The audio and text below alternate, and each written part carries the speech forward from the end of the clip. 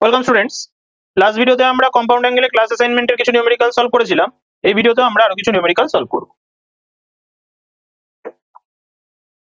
আমরা দেখতে পাচ্ছি এখানে একটা নিউমেরিক্যাল রয়েছে যেটা প্রুফ আছে। প্রুফটা কি? যে show that sin 8 theta into cos theta minus cos 3 theta into sin 6 theta divided by cos 2 theta into cos theta minus sin 3 theta into sin 4 theta. সেটা প্রুফ করতে হবে tan 2 থিটা। ক্লিয়ার? তো এখানে একটা জিনিস তোরা ভালো করে খেয়াল কর যে এইখানে যে নিউমেরিক্যালটা রয়েছে সেখানে যে LHSটা রয়েছে সেখানে দুটো করে ট্রিগোনোমেট্রিক রেশিও মাল্টিপ্লিকেশনে রয়েছে সাইন বা কসের, তাই তো? এরকম থাকলে আমরা কি বলেছিলাম ক্লাসে, নিশ্চয়ই মনে আছে তোদের, যে যখনই দুটো ট্রিগোনোমেট্রিক প্রোডাক্ট পাশাপাশি মাল্টিপল ফর্মে থাকবে তখনই কিন্তু একটা 2 আমাকে আনতে হবে, কারণ 2 ছাড়া আমাদের কিন্তু ফর্মুলা আমরা পাবো না। দেখ ভালো করে জিনিসটা বোঝার চেষ্টা কর যে এখানে আমার কাছে যদি 2 না থাকে তাহলে কিন্তু আমাদের এই ফর্মুলাটার কোনো মানে নেই। যদি আমরা এখানে একটা 2 আনতে পারি তাহলে 2 sin a cos b আমরা অ্যাপ্লাই করতে পারবো।